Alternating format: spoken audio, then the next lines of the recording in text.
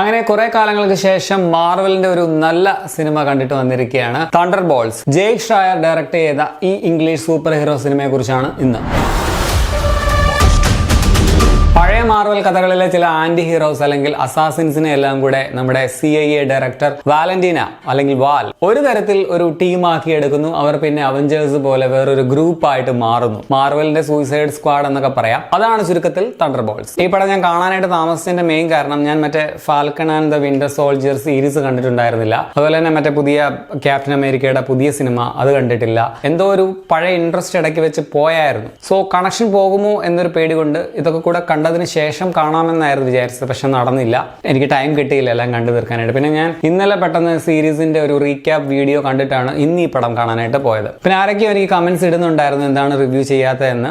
അതുകൊണ്ട് ഞാൻ പറഞ്ഞതാണ് കാരണം. പിന്നെ വേറൊരു പ്രധാനപ്പെട്ട കാരണം, ഞാൻ ഏതെങ്കിലും ഇംഗ്ലീഷ് ഫിലിം തിയേറ്ററിൽ പോയി കണ്ടിട്ട് വന്ന് റിവ്യൂ ചെയ്താൽ അതിന് തീരെ വ്യൂസ് ഉണ്ടാകാറില്ല. അതെന്താണെന്ന് എനിക്കറിയില്ല. അപ്പോൾ പടത്തെക്കുറിച്ച് ഒറ്റ വാക്കിൽ പറഞ്ഞാൽ എനിക്ക് പടം നന്നായിട്ട് ഇഷ്ടപ്പെട്ടു. ഒരുപാട് കാര്യങ്ങൾ ഇതിൽ രസകരമായിട്ട് എനിക്ക് തോന്നി. ഈ പുതിയ ഗ്രൂപ്പ് തന്നെ ഫോം ചെയ്തു വന്ന ആ ഒരു വിധം, ഇപ്പം പതിവിന് വിപരീതമായിട്ട് ഒരു അൺകൺവെൻഷണൽ ആയിട്ടുള്ള ഒരു ടീമാണ്. അത് തന്നെയാണ് ഇതിന്റെ പ്രത്യേകത. ആരും നല്ലവരോ അല്ലെങ്കിൽ അനീതിക്ക് വേണ്ടി എപ്പോഴും പോരാടുന്ന ടൈപ്പ് അങ്ങനത്തെ ആൾക്കാരൊന്നും അല്ല. ഇതിലുള്ള ആർക്കും പരസ്പരം അങ്ങോട്ടും ഇങ്ങോട്ടും വലിയ വിശ്വാസമോ ഇൻട്രസ്റ്റോ അങ്ങനെയൊന്നും ഇല്ലാത്ത ആൾക്കാരാണ്. ആരും അത്ര നല്ലവരല്ല എന്ന് നമുക്കും അറിയാം. പക്ഷെ അവർ എങ്ങനെ ഒരുമിച്ച് സർവൈവ് ചെയ്യുന്നു, എങ്ങനെ ഒരുമിച്ച് വർക്ക് ചെയ്യുന്നു എന്നുള്ളതാണ് പടം ഇൻട്രസ്റ്റിംഗ് ആക്കുന്നത്. പിന്നെ ഈ സിനിമ തന്നെ ഒരു മെസ്സേജ് നമുക്ക് തരുന്നുണ്ട്. അതെനിക്ക് ഇഷ്ടപ്പെട്ടു. കുറച്ച് കിളി പറത്തുന്ന സ്റ്റൈലിലാണ് അവരത് പറഞ്ഞേക്കുന്നത്. ഈ ഏകാന്തത എന്ന് പറയുന്ന സാധനം ചിലർക്കത് വല്ലാതെ ഇരുട്ട് നൽകും. ചിലരുടെ ഭൂതകാലം ഭൂതമായിട്ട് തന്നെ അവരെ പിന്തുടർന്ന് വേട്ടയാടുകയും ചെയ്യും. ഇപ്പം നമ്മുടെ ഉള്ളിലെ ദ അതർ സൈഡ്, അതിന്റെ നെഗറ്റിവിറ്റിയെ ഒക്കെ മാറ്റാനായിട്ട് ആരെങ്കിലും ഒന്ന് ചേർത്ത് പിടിച്ചാൽ മതി, അല്ലെങ്കിൽ ഒരു കൂട്ടുണ്ടായാൽ മതി,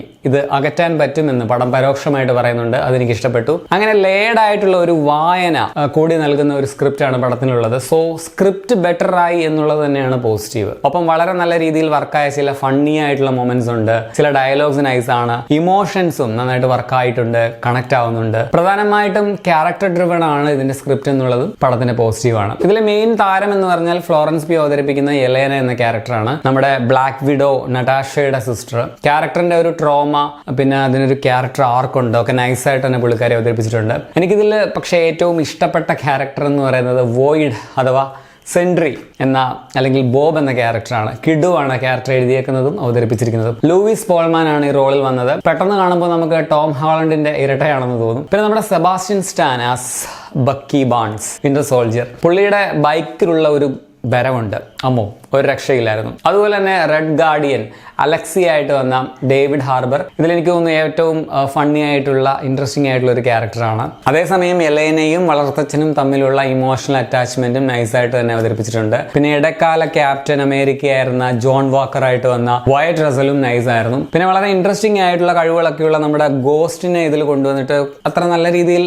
ഉപയോഗിച്ചിട്ടില്ല എന്ന് എനിക്ക് തോന്നി. കുറച്ചുകൂടി നന്നായിട്ട് യൂസ് ചെയ്യാമായിരുന്നു. മറ്റേ ആൻഡ്മാൻ ആൻഡ് വാസ്പിലൊക്കെ ആണെങ്കിൽ നൽകിയ ആ ഒരു ഇമ്പാക്ട് ഈ പടത്തിൽ ആ ക്യാരക്ടറിന് ഉണ്ടായിരുന്നില്ല. പിന്നെ വാൽ അഥവാ വാലന്റിന്റെ ക്യാരക്ടറും നൈസും അൺപ്രഡിക്റ്റബിളും ആയിരുന്നു. ടെക്നിക്കൽ സൈഡിൽ പടം ടോപ്പ് നോച്ച് തന്നെയാണ്. VFX 3D എഫക്ട്സ് ഒക്കെ നൈസ് ആയിട്ടുണ്ടായിരുന്നു. സൗണ്ട് ഡിസൈൻ, പ്രൊഡക്ഷൻ ഡിസൈൻ, അതുപോലെ ബാക്ക്ഗ്രൗണ്ട് സ്കോർ ഒക്കെ നന്നായിട്ടുണ്ട്. ആക്ഷൻ സീനുകൾ കുറവാണ്, പക്ഷെ ഉള്ളതെല്ലാം നല്ലതായിരുന്നു. എൻഡ് ക്രെഡിറ്റ്സ് 2 ഉണ്ട്, രണ്ടും നൈസ് ആയിരുന്നു. പടത്തിന്റെ റൺ ടൈം കുറച്ച് കൂടുതലാണെന്നുള്ളത് സെക്കൻഡ് ഹാഫിൽ ഇടയ്ക്ക് ഫീൽ ചെയ്യുന്നുണ്ട് എന്നുള്ളതൊരു നെഗറ്റീവായിട്ട് എനിക്ക് തോന്നി. പക്ഷെ അതും ആസ്വാദനത്തെ കാര്യമായിട്ട് ബാധിക്കുന്നില്ല. പിന്നെ ഇത് എല്ലാവർക്കും വർക്കാകുമോ എന്ന് എനിക്കറിയില്ല. കുറച്ച് ലേയേർഡ് ആയതുകൊണ്ട് തന്നെ ചിലർക്ക് ചിലപ്പോ അത്രയ്ക്ക് ചില പോർഷൻസ് അത്രയ്ക്ക് വർക്കാവില്ല. എന്തോ എനിക്ക് നന്നായിട്ട് വർക്കായി. ആകമൊത്തം ടോട്ടലിൽ ഒരു നല്ല സൂപ്പർ ഹീറോ മൂവിയാണ് തണ്ടർബോൾട്സ്. എനിക്ക് പേഴ്സണലി പടം നന്നായിട്ട് ഇഷ്ടപ്പെട്ടു. മാർവൽ ഫിലിംസ് ഒക്കെ ഫോളോ ചെയ്യുന്നവർക്ക് ഈ ഒരു പടം ഒരു സന്തോഷവും ആശ്വാസവും ഒക്കെ ആയിരിക്കും. ഒരു കംബാക്ക് ഓഫ് മാർവൽ എന്ന് തന്നെ പറയാം. അപ്പൊ കാണാത്തവരുണ്ടെങ്കിൽ കാണുക, മിസ് ചെയ്യരുത്. 2 മണിക്കൂർ 6 മിനിറ്റ് ആണ് പടത്തിന്റെ റൺ ടൈം. 18+ ഒന്നുമല്ല, കുട്ടികളും ഫാമിലി ആയിട്ട് പോയി പടം കാണാം. അപ്പൊ നിങ്ങൾ ഈ പടം കണ്ടിട്ടുള്ളവരാണ്, നിങ്ങളുടെ അഭിപ്രായം കമന്റിൽ രേഖപ്പെടുത്തുമല്ലോ.